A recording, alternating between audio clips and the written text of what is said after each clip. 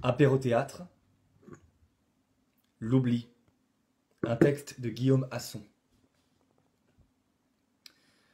116 ans, un record. J'aurais pu faire la une des magazines People, comme on dit aujourd'hui, mais lorsqu'on traverse en passager clandestin tout un siècle, ce n'est pas à cet âge qu'on sort de l'anonymat, n'est-ce pas? Vous me voyez avec ce visage-là, le visage de ma jeunesse, de mon éternelle jeunesse. C'était la veille de l'an 1914. Augustin était beau, un corps fait pour la danse et la course, souple et musclé comme celui d'un jaguar, une grâce féline, capable de déchiqueter d'un regard ou d'un sourire le cœur d'une femme, ou celui d'un homme. J'avais 16 ans, il en avait 4 de plus.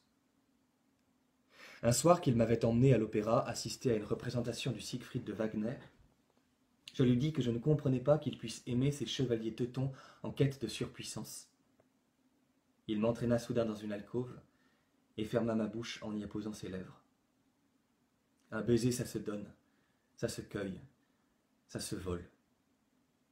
Le sien fut une évidence. Il me rendit à moi-même, levant le voile sur des désirs inavouables qui obstruaient les chemins de ma liberté.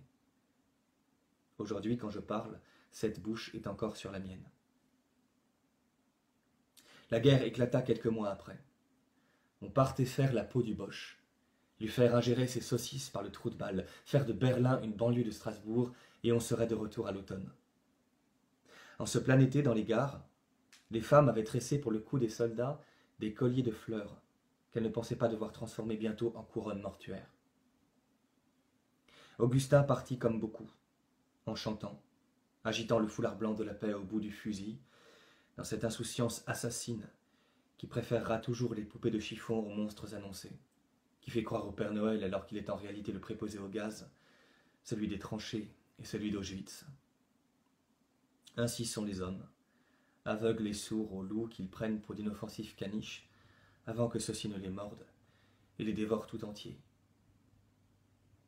Augustin ne connut pas la boue, le froid, la soif, les rats, le sifflement des obus, l'odeur infecte des charniers, les corps démembrés, l'angoisse et l'insomnie. Il ne connut que la douceur d'une rivière, par une matinée ensoleillée de septembre, après qu'il s'y était baigné, et alors qu'il se rasait, torse nu, assis au pied d'un arbre. Il ne fit pas la différence entre son pantalon rouge et l'uniforme vert de gris du jeune soldat qui se tenait tout à coup devant lui. Il ne vit que la beauté de ce visage, qui respirait encore l'enfance, et que rendait encore plus douce l'étonnement qui baignait ses grands yeux clairs. Ils se regardèrent ainsi un moment, oubliant ce qu'ils étaient venus faire l'un et l'autre dans ce paysage préservé de la folie des hommes, et Augustin souriait, comme il le faisait à chaque fois que la vie lui apportait un cadeau surprenant. Et celui-ci était sous la forme d'un jeune garçon, aussi incroyablement parfait que le Siegfried que j'avais tant détesté, le soir où j'avais commencé à l'aimer. Il souriait encore quand la baïonnette transperça son ventre, serrant la lame entre ses mains. Le soldat dégagea son fusil puis disparut en courant. Je me suis demandé souvent si, au-delà de la frayeur d'être pris et tué à son tour, il s'était dérobé devant l'horreur de ce qui devait être son premier mort, ou bien devant la fascination qu'il venait d'exercer sur Augustin et le trouble que cela aurait provoqué en lui. Augustin avait péri à la guerre parce qu'il ne savait pas ce qu'elle était. Lui était parti vers elle comme un de ces chevaliers qu'il aimait tant, en quête de je ne sais quelle chimère héroïque, mais la guerre se moque des soldats de plomb. Elle les fond dans la mort. Moi, longtemps j'ai souillé par le mensonge le baiser d'Augustin. Longtemps je me suis méfié du masque de l'ange, et j'ai fui, comme l'avait peut-être fait cet Allemand, cette attirance qu'engendrait la compagnie des hommes. Longtemps je suis rentré dans le rang, dans l'ordonnance confortable des conventions morales, où cette attirance était considérée comme une perversion de la nature, un vice, une maladie mentale, une possession démoniaque. Je me suis essayé à la passion des femmes, mais je n'y parvenais qu'en surface, comme un acteur apprenant son rôle par cœur sans croire au personnage qu'il incarne. Je rentrais me coucher en habit de scène, je faisais l'amour dans le costume de ma fausse nudité. Chaque nuit, cherchant l'impossible oubli, je perpétrais le meurtre d'Augustin. Un jour, à la faveur de ma moto tombée en panne, je rencontrai Bart, mécanicien dans un garage d'ici les Moulineaux. Les grosses mains de Bart me dépouillèrent de l'écorce qui m'enveloppait. Il était originaire du centre de la France, où vivait sa mère, seule, et une petite sœur née longtemps après lui pour laquelle il nourrissait un tendre amour paternel. Quand en 40 les Allemands envahirent le pays, déversant sur les routes des hordes de fuyards, Bart fit sa valise, monta dans un camion qui filait vers le sud et regagna sa région natale. Une fois par mois, je m'aventurais à passer la ligne de démarcation et le rejoignais dans la ville de province où il avait ouvert un atelier de réparation. Je me souviens des champs qui tremblaient sous la chaleur de l'été,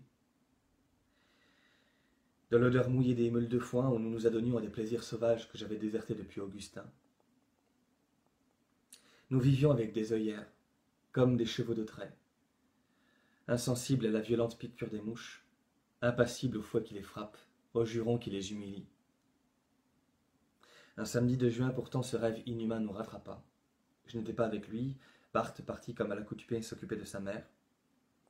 Une division SS remontait la route pour aller combattre sur les terres normandes. Elle s'arrêta dans le village et regroupa toute la population sur la grande place.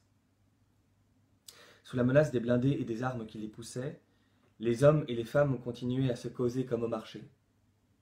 D'abord tournés face au mur des maisons, puis emmenés vers les granges, tous continuaient à obéir aux ordres, à se fondre dans la masse comme ils l'avaient toujours fait durant cette guerre. Dans la remise où Bart fut conduit, tous continuaient à parler des choses de leur village. Du bal qui approchait, des moissons qui se préparaient, du match de football qui aurait lieu le lendemain. L'un d'entre eux qui comprenait l'allemand cria soudain que les soldats allaient les fusiller, et tous se mirent à l'engueuler en le sommant d'arrêter de dire n'importe quoi. Et cela se passait alors qu'un des soldats SS, après avoir soigneusement nettoyé le sol, installait sa mitrailleuse en la braquant sur eux. 1 minute après, tous étaient morts. Hommes, femmes et enfants. L'ignorance est pardonnable, on peut la comprendre. Mais vivre avec les yeux fermés nous condamne à l'indifférence et nous mène à la désinvolture. C'est ce que j'ai su et n'ai jamais admis depuis. Je décidai de vivre mes amours au grand jour, sans jamais plus me taire, sans jamais plus me cacher. Mo était bien plus jeune que moi, qui devenait peu à peu un vieil homme. Je l'écoutais durant des heures me parler de l'Algérie d'où il venait, du parfum des fleurs qui fermentaient sous le soleil jusqu'à faire vaciller le ciel. Quand ils nous sont tombés dessus, dans ce parc par lequel nous rentrions un soir, j'avais perdu depuis longtemps la force de me battre, mais on avait juste seulement l'habitude. Ils ont tenu Mo longtemps sur le sol, le rouant de coups avec leurs rangers, leurs poings américains, bleuissant sa tête, cassant ses dents, arrachant ses cheveux et ses habits, puis le redressant et plaquant son visage contre un arbre, après avoir baissé son pantalon, ils lui enfoncèrent une matraque dans le fondement, en tournant l'engin comme s'il s'était agi d'une toupie. Ils l'insultaient. « Sale bougnoule, tu pollues, en plus de salir, tu viens faire le pédé chez nous. » Mo glissait le long du tronc dans une traînée de sang, jusqu'à ce que ses jambes le lâchent et qu'il s'écroule comme un sac vide. C'était le milieu des années 80. La France était un champ de roses sur lequel chiaient des nuées de corbeaux. Mo est mort il y a quelques mois de cette maladie que certains veulent qu'elle soit née de nos péchés. Mon appartement donne sur les grands boulevards. Il y a bien longtemps maintenant que les calèches tirées par les chevaux n'y passent plus, que les becs de gaz ont été remplacés par les néons, que les hautes formes n'accompagnent plus les crinolines. Il y a les défilements, ceux des derniers jours, avec leurs banderoles, tous nés d'un homme et d'une femme. Il n'y a pas d'ovules dans les testicules. Oui à la famille, non à l'homophilie.